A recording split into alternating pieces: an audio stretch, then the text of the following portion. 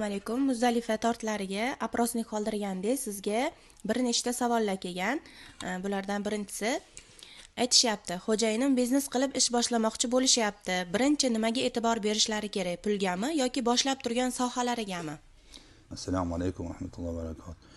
Endi bizga juda savol bersa javob beradigan darajada ilmli emasmiz. Inshaalloh endi biz fikrimiz, o'zimiz fikrimiz balki xato bo'lishi mumkin. Alloh o'zi to'g'rilab qo'ysin. Endi savdogarchilikka qilishda maqsad bu tirikchilik. Erkak kishini hamma baribir ish qilish kerak, ish qilish kerak. Maqsad qancha pul topish emas, maqsad to'g'ri ish qilishlik, harakat qilish kerak. Erkak kishini yoni atrofidagilar ham unga yordam berish kerak. Agar u ota-onasi bo'lsa, o'g'lim sen erkaksan, sen toza halol pul ishlagin, to'g'ri ish qilgin. Yana savol kelgan, hayotdagi armoningiz va ushalmagan niyatingiz bormi hozirgacha? Hayotda armonim yoshligimda yoshlik qilib ota-onamga yaxshi quloq solmaganim. Qani yana yoshib qolsamdi, ota-onamga rasta quloq solgan bo'lardim. Ota-onada hikmat zo'r ekan. Eng zo'r ota-ona ekan dunyoda, masalan, yoshlik qilib o'yin qaroqlik qilgan ekanmiz. O'shani qaytadan agar hayot bo'lganda ota-onamga rasta quloq solgan bo'lardim. U yana ham zo'r bo'lib ketgan bo'lar ekanman. Hozir ota-onamga quloq solmaganim, xatolarim endi tushunib yetyapman. Ota-onaga quloq solish kerak ekan. Ota-ona yurakdan chiqarib maslahat beradi. Buni maslahat hech kimda bo'lmaydi.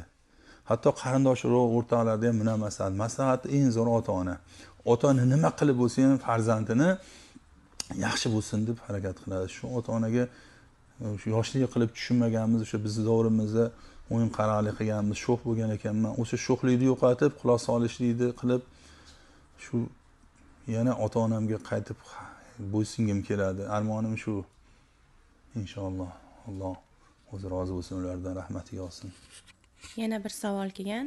Rosa ham savdo bilan shug'ullangim kelyapti, lekin qandaydir qo'rquv bo'lyapti. O'xshamasa-chi degan qo'rquv bu holatda hammada ham bo'ladimi? Bu tabiiy holatmi? Bu borada nima maslahat bera olasiz? Endi qo'rquv ikki xil bo'ladi. Qo'rquv qalbda qo'rquv bo'ladi. Qalbda qo'rquvga Allohnikini qo'yishimiz kerak. Endi tashqari qo'rquv bo'ladi. Bir kishi endi ilonni ko'rsa qo'rqib ketadi, tepaloqda bir nimani ko'rsa qo'rqib ketadi, bir mashina yonidan o'tsa ham qo'rqib ketadi. Bu tashqari qo'rquv. Ikki kishi harakat qilib pul topish kerak. Buning qo'rquvlarga berilmas kerak, hissiyotlarga. Hissiyotlar bu odamni dangasalikka olib keladi. Buni qilamansa, ya'ni ular qilyapti. Buni qilamansa, muncha pul kerak. Buni qilamansa, hamma narsa qo'rquvdan shayton olib kirib vasvasa qilib to'siqlar beraveradi. Ishlama, yema, ichma, uyingda yot degan narsa kelib chiqadi agar. Savdogar inson payg'ambar sallam savdogarlar bo'lishgan. Bu savdogarchilikda qilinaveradi. Qo'rquvda qalbiy qo'rquv Allohga o'tkazib olinsa, ag'i yengilib qoladi inshaalloh. Alloh bilan Alloh alam. Musofirda yurgan paytlaringizda nimani his qilgansiz? Musofirda yurganimizda inshaalloh o'sha meni maslahatim musofirga chiqadigan odam rosa sabrli bo'lish kerak. Keyin yon atrofdagilardan maslahat so'rash kerak. Yon atrofdagilar biladi. Yon atrofidagilar mana shu o'zini yurtida, uyda yursa, qancha pulga o'ch, yengiltek bo'lsa, ag'da borgandan keyin battarlashadi bu narsa. Haqa borgandan keyin mana masalan deganimiz bu nafsga beriladi, pul topadi. Hatto ota-onasini agar shu O'zbekistonda uyda aldagan bo'lsa, atta battar aydi. $2000 topsa safarda, dadam $1000 topdim deydi, mingini qatlarga sarflab yuboradi. Ota-onadan aldab qo'rqmagandan keyin u bilan chiqarmash kerak. O'ziga, o'zbeklarga, yurtiga xiyonat boshlanadi. Keyin achinadi. Shuncha pul topib, bekor ota-onam aldabman deydi. Aldaydigan bala yengil tabiat chiqmash kerak. Imkon qadar oilani safarlarga olib bormash kerak. O'zi borib ishlash kerak va sabrli bo'lish kerak. Mana shu yurganimizda ko'rganmiz, ba'zi bir odamlar aka, mana shu $200 ni uyga jo'natishim kerak. Shunga 50 qo'shib jo'natib bering, iltimos yordam bering, uyga o'tkazib yuboring. Ha, nima qilasan? Ko'rka olib kiymaysanmi? Desam, "Sinimi chiqaraman" degan sabrlilar ko'rdim, yig'lab yuborasiz. Baxiylar aytadi, aka, mana $100 chiqarib yuboring. Muncha $100 aka, $1000 topganman. Maishatim ko'p bitta Rossiyada bir joyda safarda deydi. Jo'nat uyingga. Bitta ko'p sarflama deb nasihat berganmiz. Biz o'shalardan o'rnak olganmiz. Odobni beodobdan o'rganiladi. Safarda ko'rganmiz. Qaba qarasa bir nazorat oilasi yo'q, tanish bilishi yo'q. Men pul odamdi. Qana xarakterligini ochib qo'yadi. Safar ham shunaqa bo'ladi. O'zini yurtida birov ko'ryapti, birov qarayapti deb odam tarbiyalanib yuradi. Xalq tarbiyalaydi muhit.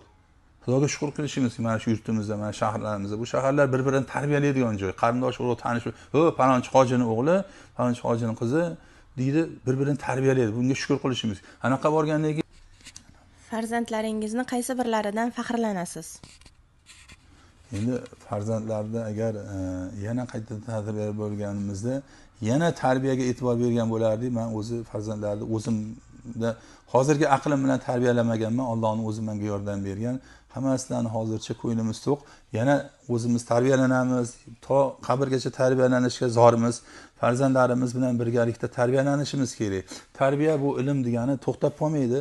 Buni oxirigacha olib borilaveradi. Kundan kunga qarashimiz kerak hayotimizga. Qanchalik Allohdan o'qiyapman, qanchalik yaxshi odam bo'ldim, qanchalik birovning haqqiga xiyonat, qanchalik bir o'zimga bir nasihat o'zimga olyapman, o'zim nasihatim. Mana shu gapirib turgan gapi o'zimga zarar. O'zim tarbiyalanishim kerak avvalo. Farzandlarni biridan birini ajratib bo'lmaydi. Farzandga xato o'zimdan deb o'ylayman. Xato o'zimda, shu xato deyman. O'zim xatomni ko'raman farzandda. O'sha aytgandek, odobni o'zida bo'lsa odob. O'sha bir nimani yaxshilikni oqtarsang, o'zingning yaxshiliging bormi deyish kerak, yaxshilikni. O'zimiz kim bo'lganmiz, kim bo'ldik, lekin harakat qilaveramiz. Oilada kim ko'proq kechirimli bo'lishi kerak, erkak yoki ayol? Oilada erkak kechirimli bo'lishi kerak, kattalar ota-ona kechirimli bo'lishi kerak. Yoshlar hali to'liq bir narsaga ega bo'lmagan bo'ladi, ko'pni ko'rmagan bo'ladi. Yoshdan kechirimni kutmash kerak, yoshdan. Lekin birinchi kechirgan odam foydada bo'ladi. Payg'ambar vasallamning nevaralariga o'sha Hasan Husanlarni hozir bilmayman, Hasanlarim Husanlarga bir sahobiy sal gap talashib qoladida, azonni eshikdan taqilata hali odam keladi.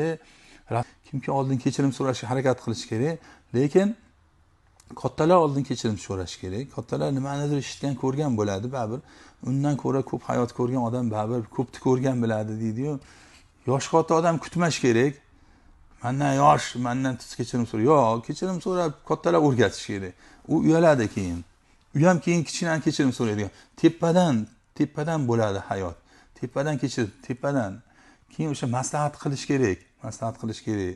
Shu maslahatda seni kechiryapman-u, meni maslahatim sen ham kechirimli bo'lgin. Maslahat qilaman. Men kechirdim. Shu ishingni kechirdim. Mayli, shu xato qiluvding, men kechirdim. O'zi meni ham xatom bor bunda deb o'shanga bir dalda bo'lish kerak. Vallohu alam.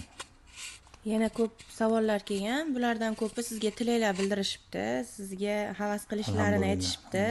Nafaqat biznesda hayotiy tajribalar olsa ham bo'ladi. Hoji akam yoshligimizdan ko'mirimizlar degan ko'p xabarlar kelgan. Oilalaringizga havas qilamiz degan so'zlar ham kelgan. Endi savollarimizni oxiriga yetib keldik. Xo'p, o'g'il bolalarni hozir ko'pidangisi oson hayotga o'rgangan. Sizga o'xshab harakatchan bo'lishi uchun tarbiyada nimalarga qo'llash kerak, ya'ni ahamiyat berish kerak deyshibdi. Alhamdulillah. Assalom. Biz juda bir harakatchan emasmiz, juda tarbiyali emasmiz. O'zim bilaman. Ancha jahldorimiz, ilmimiz yo'q. Tarbiyaga muhtojmiz, harakatdamiz. Harakat qilsak, Allohdan so'rasak, ko'p bir yaxshi narsalar eshitib, yaxshi narsalar o'qishimiz kerak o'zimiz. Endi yoshlar shunday narsaki, yoshligimiz o'tgan. Yoshligimizda dadam ayam Xudo rahmatli gap so'rab, o'zim maqsadimni aytib so'rardim. O'zim maqsadimni oldin aytardim, xuddi savolga o'xshatib o'zim javobini aytardim. Ha, Yunus sen to'g'ri aytasan deb qolishardi. Shunaqangi bir o'jarligim bor. Lekin farzandga tarbiya berib turish kerak, maslahat qilib turish kerak. O'g'lim, sen juda katta ish qilishing shart emas. Sen shu ozgina harakat qilib tur, sendan chiqadi. Sen to'g'risan deb maslahat qilish kerak. Uni ana o'rtog'ing buna bo'ldi, sen bunaqasan, sen ho'kizga o'xsha, molga o'xsha yashaysan demash kerak, o'ksitmash kerak. Xatosini yashirish kerak. Shuncha yillar emas, mana 20 ga kirding, 20 dan o'tyapsan demash kerak. O'tgan ish bilan tarbiyalab bo'lmaydi. Hayot o'zi 3 kundan iborat. Kecha, bugun, ertaga. Kecha ketdi u, Allohning qadariga. Bugun ertaga bo'ladimi, yo'qmi? Bugun yaxshisan turchi bir nima qilgin, juda ko'p ba'zi bizga shu haloldan bir harakat qilib turgin, yaxshi narsalar o'ylagin.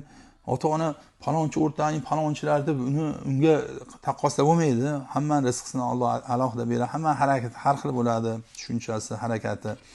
Yoshlar hayolparast bo'ladi. Bir narsani o'ylayveradi, bir narsa osmondan tushsa-yu, bir o'rtog'im menga ho'dib yuborsa, palonchi menga yaxshi tanishib olsamidi-yu, mana unday qilsammi deydi, hayolparastlik qiladi. Bundan voz kechish kerak. Bu g'aflat. G'azablanma, bizga e'tibor berma deb ota-ona yo yonidagi kattalar unga bir dalda bo'lish kerakki, sen uni katta narsalar o'ylayolmagin.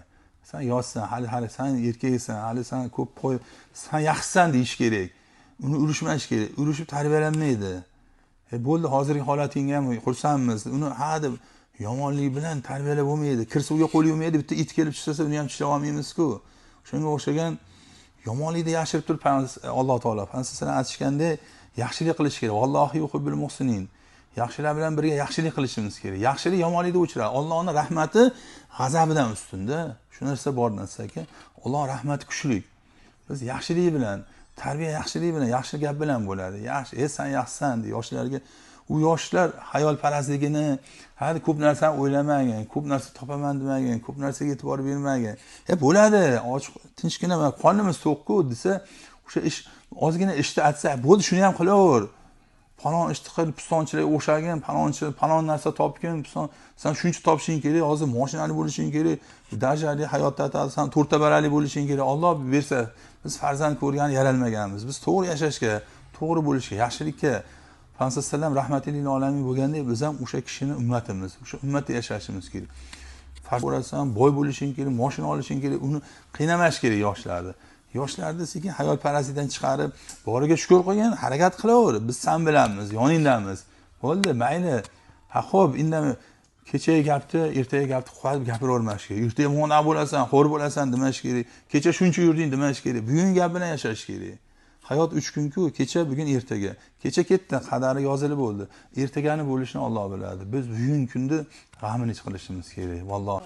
Alloh rozi bo'lsin, inshaalloh biz eshitib turganlarga, biz bunaqangi savol-javoblarga loyiq emasmiz. Men o'zim hali hech nimani bilmayman. Endi bizni shu Muzdalifa bizga yaqinligi uchun bir ikkita savollar bergani uchun qo'lingdan kelganicha xato bo'lsa o'zimdan, inshaalloh xato bo'lsa, to'g'ri bo'lsa duo qilib qo'yasizlar, harakat qilaylik, hammamiz birgalikda to'g'rilikka, halollikka harakat qilsak, oson. Bu 5 kunlik dunyo, bundan ham kam, 5 kunlik ham emas, bu o'tkinchi dunyo.